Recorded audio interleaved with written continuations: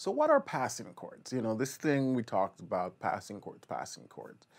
And it's just as the word suggests. It's a chord that we interject, or a progression that we interject in between the two chords that we're trying to get from A to B. You know, and so if we're going from a 1 to a 2, our 1 chord is what we call going from A, B would be our 2 chord going to B. And oftentimes we can throw all sorts of progression there. Can do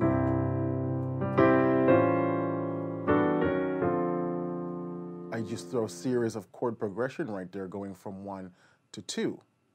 Going from 1 to 4.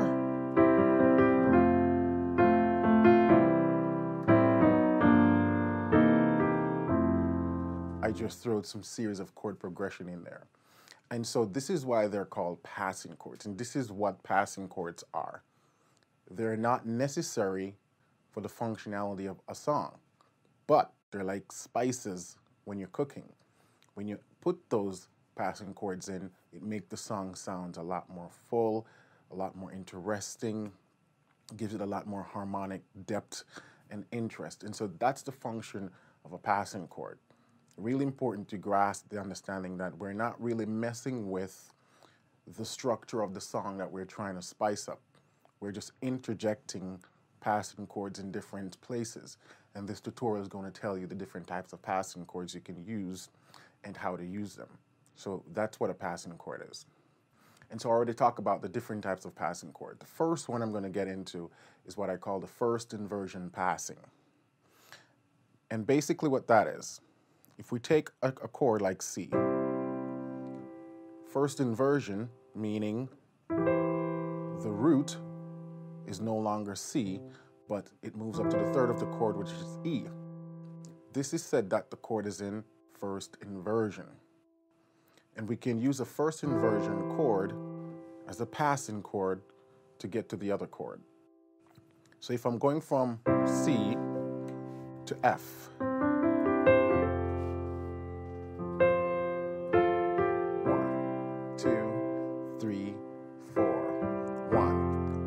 that interjection of the first inversion passing. So here we go on the other one now. 1, 2, 3, 4. 1, 2, 3. See that? 1, 2, 3, 4. On my fourth beat. And then that leads me into the 1 chord. And this is a chord you can use almost anywhere. Also notice how I'm voicing my, my first inversion chord. It's a very cool voicing. I have my third in the bass, but I'm also throwing that ninth in there to sort of fill it out. If you want, you could have done that too, doubling the E. But I just want you guys to see that there are options. You could have even just done that too if you want to sort of play a lighter version of that passing chord. But the notion of this is that the chord is in first inversion. It is still a C chord. I just changed the order of the notes, which gives it a little bit of a harmonic interest. 1, 2, 3, 4, 1, 2, 3,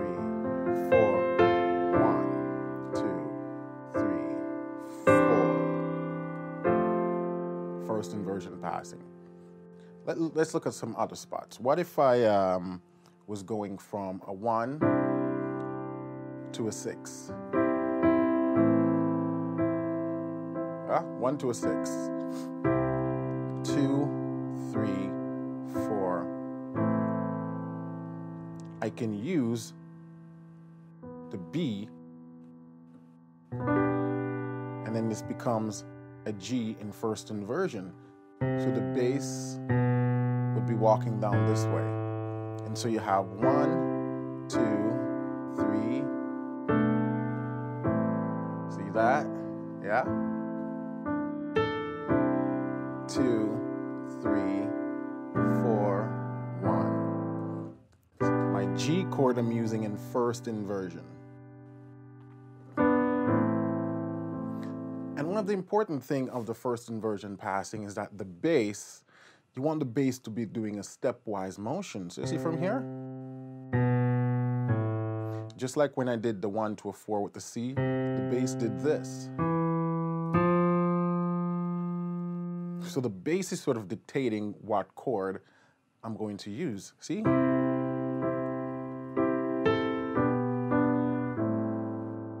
I can do it going back up. 1, 2, 3, 4. 1, 2, 3, 4. See again? And you can throw that A in there and make it a ninth. 2, 3. First inversion passing.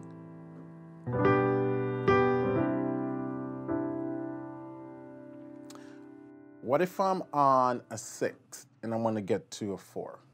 What if I'm on a 6 and I want to get to a 4? 2, 3, 4. See? I could do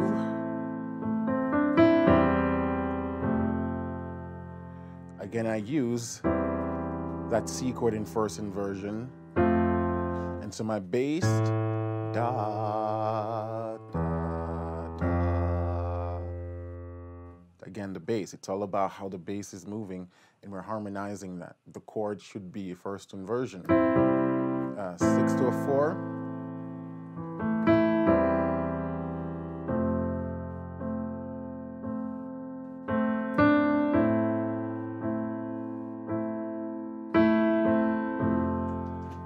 What if I want to do the reverse? What if I want to go from the 4 to the 6? I could do the same thing.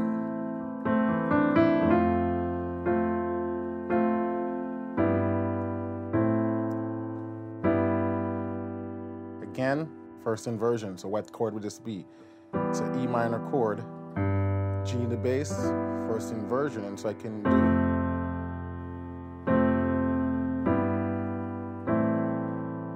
and you see how just using those little movements can really enhance a progression. It makes it so much more powerful.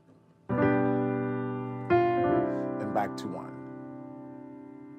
1. There's a Kirk Franklin song, More Than I Can Bear, released a few years ago. And the intro is that.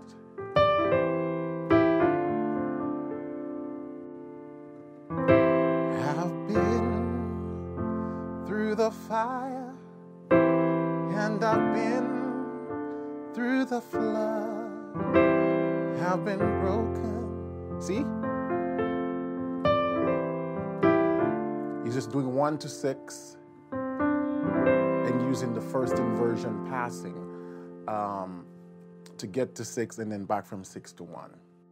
Let's take a look at one more. If I want to do 5 to a 1. So I'm on the 5. And you want to get to the 1. I can do from the 5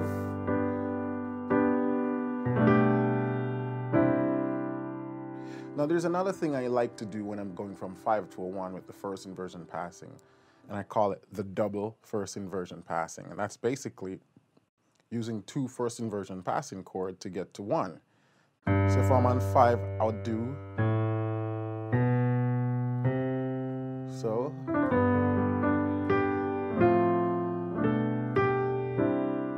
Yeah?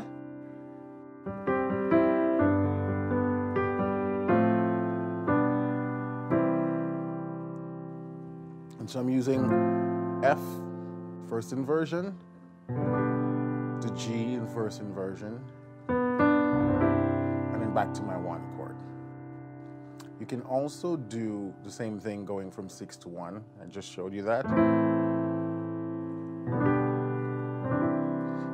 And you see, those are the places you can use the 2-5, those are the places you can use the first inversion passing. That's a very powerful one. And so before we get to all the other cool inversion passing chords, I want you to pause the video after you get this concept and just pick some songs that you know fairly well and incorporate these. Okay? So this is what the first inversion passing is about. And I would urge you to practice them on the progressions that I just showed you. So you can do a 1 to a 4. You can do a 1 to a 6. You can do a 6 to a 4 and reversed, 4 to a 6. You can also do a 4 to a 2. I didn't show you that one. So here we're on the 4. If we want to get to the 2, again, it's the bass that we're following. So I can do from in the key of C.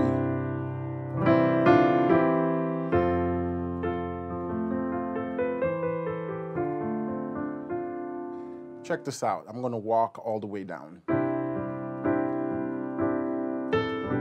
to 6, to 4, to 2, to 5,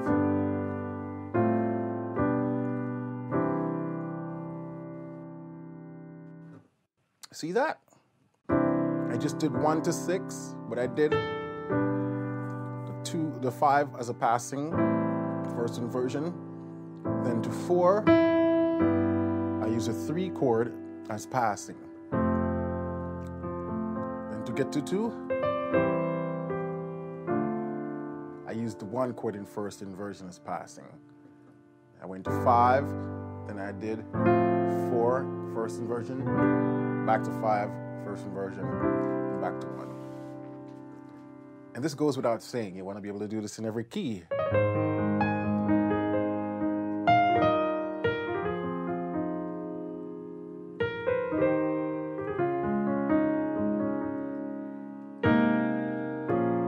Yeah?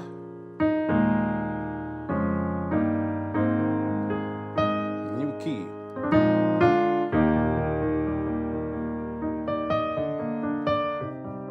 Same thing, I'm just spicing it up now.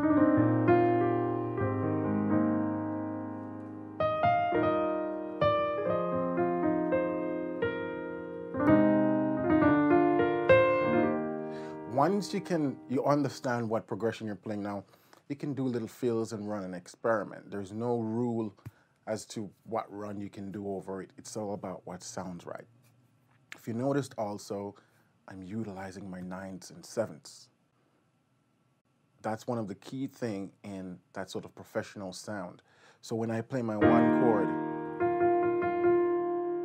when I do that first inversion passing,